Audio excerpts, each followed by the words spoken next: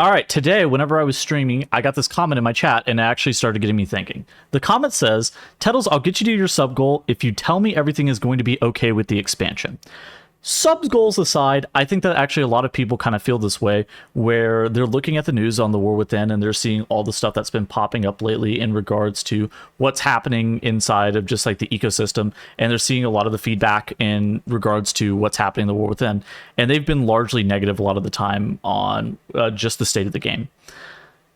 I kind of want to talk about how I feel so far about having played the War Within and kind of just give my thoughts on what the expansion experience is going to be like as a whole for players who are jumping into the expansion for the first time. So I think a really good way of tackling this is kind of trying to take it piece by piece and kind of look at what's actually going on inside of the game. So first and foremost, I think we can take a look at hero talents. Hero talents are something that, depending on the class that you play, your community's perception is probably different to hero talents, where some classes got seemingly not great hero talents, such as Rogue, for example, where some classes got pretty dynamic hero talents that work for multiple specializations and have real choice, like Mage. And as for that, it kind of depends on what spec or what class you're playing as to how the hero talents function. But at the end of the day, I don't necessarily think that the hero talents are really that big of a deal. And it might be weird because it's like a large expansion feature, but in terms of like the scope of the game, the hero talents are just talents at the end of the day. You're going to be looking more often than not kind of at the numbers for what you're going to be playing. We kind of saw this with Covenants happen as well, where people were very interested in how specific hero talents are going to be performing in specific things, and then they would just gravitate towards the best performing hero talents. They are going to, change up your rotation a little bit, but by and large, players don't really care about the rotation. There is a subset of people that do care about the rotation, but ultimately, at the end of the day, what the player wants the most is to be meta and to be invited to groups and to not really have this experience where they're feeling like they're left out. Whether that be them getting invited via LFG or whether that be their friends that they've known for 5 years wanting to play with them extensively. It doesn't necessarily matter as to whether or not they're meta, but like in terms of being able to perform at a level that is acceptable to their group, that is probably the biggest key takeaway. And hero talents, I don't actually think is going to impede that. I think that the talent system revamp was actually a larger change from Shadowlands into Dragonflight than this hero talent tree is. Now, I don't think that means that the hero talents have been a slam dunk by any means, and I think that they have a lot of valid criticism with what's going on with the hero talents, but I will say that I think that people overstate how much the hero talents are going to impact the average player's experience whenever they're going into the game. Next up, let's talk about the gearing system, because that was a video that I made a couple weeks back talking about how the gearing system was going to get worse for M+ only players and stuff like that. Now, I think that what you need to know is you kind of need to take this with a grain of salt. While it is getting worse for M+ only players, it's still the best start of expansion gearing system that M+ only players have ever had.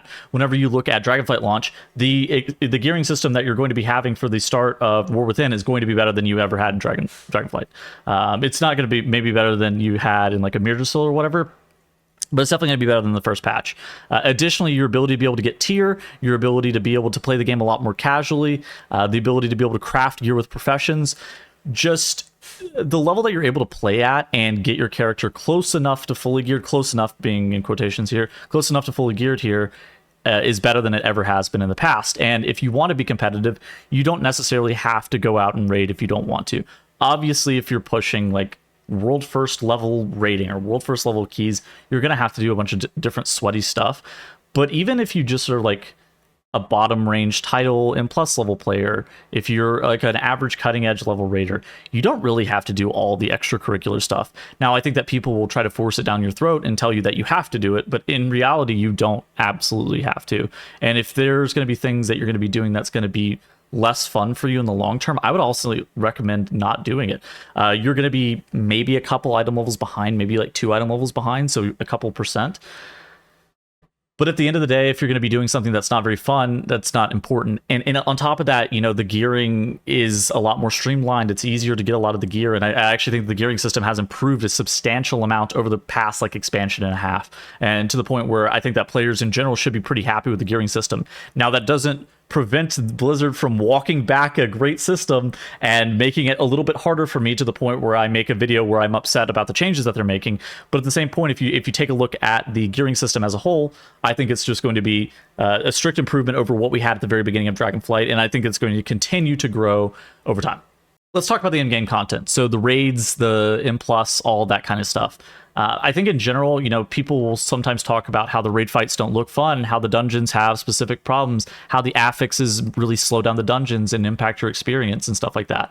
What I will say is that if there's like really minor stuff where you're like, oh, this affix is like really unfun, like Sanguine or whatever, and that would push you to the point where you're not wanting to play the game anymore, you probably didn't want to play the game in the first place. Whereas like raid bosses, I guess if a raid boss or raid, like an entire raid is pretty unfun, I could see how that would really kind of kill your vibe for wanting to play the game just as a whole.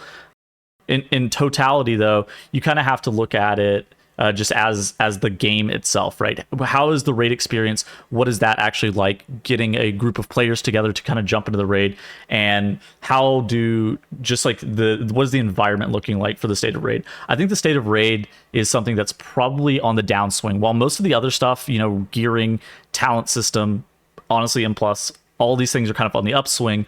I think that raid is something that's been on the downswing for a little while now, and I think that Blizzard probably needs to come up with a formula that works a little bit better for rating. I think that M+ rating, or not M+ rating, Mythic rating is too inaccessible as it currently stands, and I think that, maybe changing the amount of people to be able to jump into Mythic rating could help.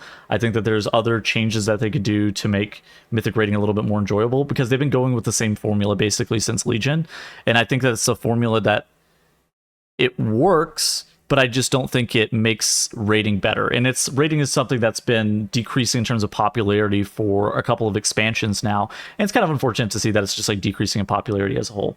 For M+, I think that the M+ system is dramatically improving. With the affix system, I think that the affix changes that they've been making are phenomenal. I don't think it's a perfect system by any means. I think that some of the affixes can be obnoxious in specific spots, but I think as a whole on the system, I think the affixes are getting better.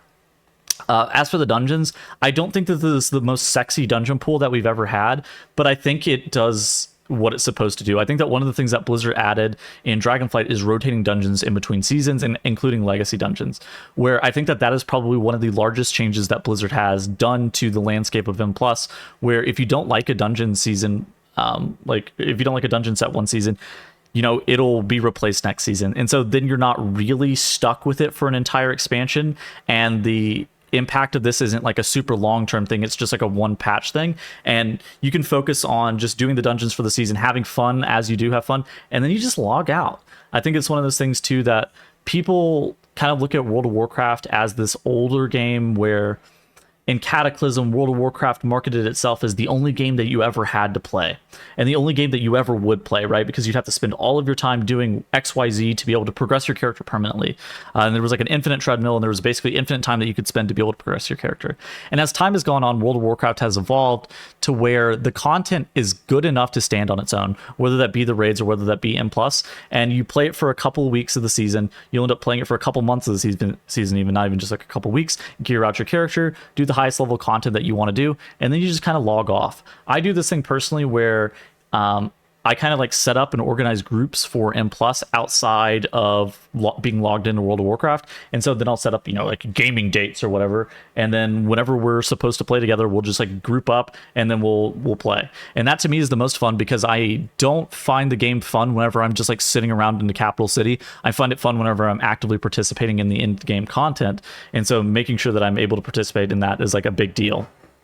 And so, like, if you asked me to rate the dungeons on a scale of 1 to 10, and you asked me to rate the raid on a scale of 1 to 10, I'm probably giving you like a 3.5 or a 4 for the dungeons. I don't think this is the greatest dungeon pool ever. And for the raid, it doesn't look phenomenal. I think that there's some really cool raid bosses, but some of the ones that I tested, I actually did a lot of the raid testing because I wanted to. But some of the raid bosses that I tested, I didn't think were particularly great. I think this is looking to be like a pretty middling raid just as a whole. And so, if it's like a 5 out of 10 raid and like a 3.5 or a 4 out of 10 dungeon pool, it doesn't bode well from like the outside. But in terms of whenever you're actually in there and like playing the game, I think it's going to actually be a relatively fun experience. War Within, as it currently stands, feels like Dragonflight 2, and I think that that's something that you have to kind of keep an eye on. Is if you enjoyed Dragonflight and kind of how the game was played in Dragonflight, you're probably going to enjoy the War Within.